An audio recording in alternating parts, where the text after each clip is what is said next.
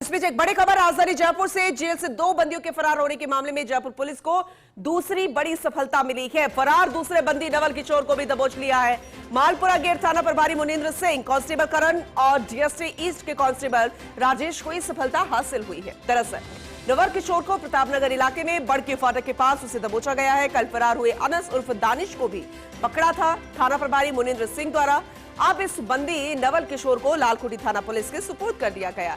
दोनों बंदियों से पूछताछ की जाएगी, क्योंकि जिस तरह से मामला सामने आया, किस तरह से सुरक्षा को लेकर सवाल खड़े हुए, मिली भगत के कई प्रकरण यहां पर निकलकर सामने आए, तो ऐसे में बेहद महत्वपूर्ण हो जाता है खुलासा होना कि आखिर किसने कितनी मदद की या फिर कैसे फरार हुए। Senior special reporter Satyendra Sharma हमारे साथ जुड़ चुके हैं, ज्यादा जानकारी उनसे लेंगे। सत्येंद्र, आखिरकार दूसरा बंदी भी गिरफ्त में आ गया है। यह बेहद महत्वपूर्ण कार्रवाई और तुरंत जिसे कहते हैं ना कि त्वरित कार्रवाई वो रही है, लेकिन खुलासे होने की उम्मीद, बहुत सारे बिंदु निकल कर आएंगे, लेकिन ओवरऑल अपडेट कीजिए, कैसे इस तक पहुंचे टीम? बिल्कुल पूनम, देखिए 24 घंटे के भीतर जयपुर पुलिस ने दोनों जो फरार बंदी थे, अनस उर्फ दानिश और नवल किशोर, दोनों को गिरफ्तार कर लिया है। 12 घंटे के अंदर अनस पकड़ा गया था और फिर 24 घंटे के अंदर नवल किशोर को पकड़ लिया है। और अब इन दोनों से आमने सामने बैठाकर पूछताछ की जाएगी, क्योंकि जेल से फरार होने का प्रकरण जब सामने आए तो सबके होश उड़ गए थे, पूरे महकमे में हड़कंप मच गया था। 11 जेल प्रहरियों को सस्पेंड किया गया, जेलर को सस्पेंड किया गया। लेकिन बात क्या आती है पूनम की जेल से मोबाइल मिलना आम बात है, लेकिन जेल से फरार हो जाना काफी बड़ी बात है, वो भी राजस्थान की राजधानी जयपुर के अंदर। तो ऐसे में थू भी हो रही थी जेल विभाग की, तो उसको लेकर रात को देर रात को ही उच्च स्तरीय बैठक की गई और 11 जो जेल प्रहरी थे उनको सस्पेंड किया गया, जो डिप्टी जेलर था उसको सस्पेंड किया गया। लेकिन जयपुर पुलिस ने अपना जो काम किया बेहतरीन से किया, विशेषकर थाना प्रभारी मुनिंदर सिंह और उसके जो कांस्टेबल राजेश और कांस्टेबल करण है, इन तीनों ने मिलकर ही दोनों जो मुलजिम थे उनको गिरफ्तार किया है, पकड़ा है इनको, वापस से इनको लालकोटी थाना पुलिस के सुपुर्द किया गया है। अब इनसे पूछताछ की जाएगी। पूछताछ के अंदर पूनम जिन जिन जेल प्रहरियों के नाम आएंगे जिन्होंने इनका बड़े रमणीय वातावरण में पहुंचे हैं,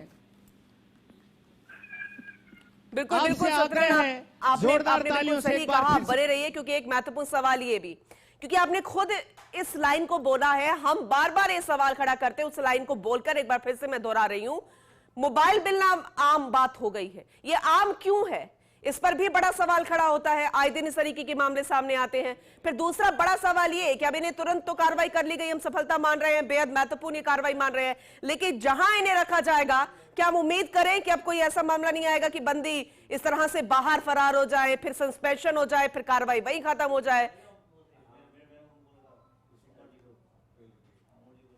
सत्यनारायण,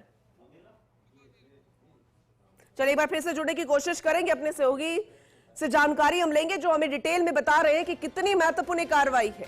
पहले 12 घंटे में एक आरोपी को गिरफ्त में लिया, आरोपी इसलिए क्योंकि वो बंदी था, लेकिन वो आरोपी फिर से बना, आरोपी के रूप में ही जेल में गया, लेकिन बंदी वहां पर था और किस तरह से वो फरार हुआ, बड़ा सवाल खड़ा हुआ। सुरक्षा को लेकर तमाम क्वेश्चंस यहां पर किए गए, प्रशासन से किए गए कि आखिर कैसे संभव है, सस्पेंड किए गए यहां पर, लेकिन क्या उतना ही काफी है? फिर 12 घंटे आगे बढ़ते हैं तो फिर 24 घंटे के भीतर दूसरे बंदी को भी गिरफ्त में ले लिया गया। बेहद महत्वपूर्ण कार्रवाई मानी जा रही है, सफलता भी मिल रही है। कि वाकई में इतनी बड़ी सफलता ये है, ये सवाल इसलिए हम खड़ा कर रहे हैं क्योंकि ये तो गिरफ्त में पहले ही आ चुके थे, इन्हें बंदी के रूप में गिरफ्त में ले लिया गया था, अंदर वो जेल में बंद थे, लेकिन ऐसा क्या हुआ कि इतनी आसानी से फरार हो गए? मोबाइल ऐप मिलते हैं, इस तरीके के कई मामले सामने आते हैं, लेकिन इस पर रोक पूर्णता कब लगेगी, बड़ा सवाल खड़ा होता है। और सत्यनारायण, सीनियर स्पेशल रिपोर्टर, लगातार हमारे साथ बने हुए हैं। सत्यनारायण, यही मैं सवाल आपसे कर रही थी, क्योंकि जैसे आपने भी जिक्र किया कि मोबाइल मिलना आम बात हो गई है, आखिर ये आम क्यों है? दूसरी तरफ ये तो आरोपी ही थे पहले से, इसलिए बंदी के रूप में जेल में बंद थे, और अब इनको गिरफ्त में कर लिया गया, फिर ये बड़ी सफलता हम कह रहे हैं। लेकिन जहां इन्हें रखा जाएगा, तो क्या उम्मीद कर सकते हैं, कोई गारंटी है कि इस तरीके के मामले फिर से सामने नहीं आएंगे? उन्होंने देखिए कल अपने अधिकारियों को यही बात कही कि जेल के अंदर मोबाइल मिलना आम बात हो चुकी है। जेल के अंदर से मुख्यमंत्री भजनलाल शर्मा को जान से मारने की धमकी देना आम बात हो चुकी है। आप कार्रवाई करते हैं, मोबाइल पकड़ते हैं, जो मोबाइल लाता जो कैदी उसको भी गिरफ्तार करते हैं, लेकिन बंदियों को फरार होना पहली बार सामने आए। तो अगर आप चाहते हो कि ये आम बात नहीं हो बंदी फरार होना, तो इस पर अंकुश लगना चाहिए। जेल प्रहरी की ड्यूटी टाइट होनी चाहिए, सिक्योरिटी टाइट होनी चाहिए, जिससे कि दोबारा ऐसी घटनाओं की पुनरावृत्ति न हो, क्योंकि जयपुर के इतिहास के अंदर पहली बार पूनम ऐसा हुआ कि कोई बंदी जयपुर जेल की दीवार फाड़कर 27 फीट ऊंची दीवार और करंट भरे तारों को फांदकर फरार हो जाए, लेकिन पुलिस ने अपना काम किया। अब काम बनता है, अब जो चुनौती है वो पुलिस के साथ साथ जेल विभाग की भी है, किस प्रकार से सिक्योरिटी को और टाइट करे जिससे कि ऐसी घटनाओं को रोका जा सके। पूनम, बिल्कुल आपने सही कहा, यही हम उम्मीद करते हैं। बहुत शुक्रिया विस्तृत जानकारी देने के लिए सत्यनारायण आपका। तो चलिए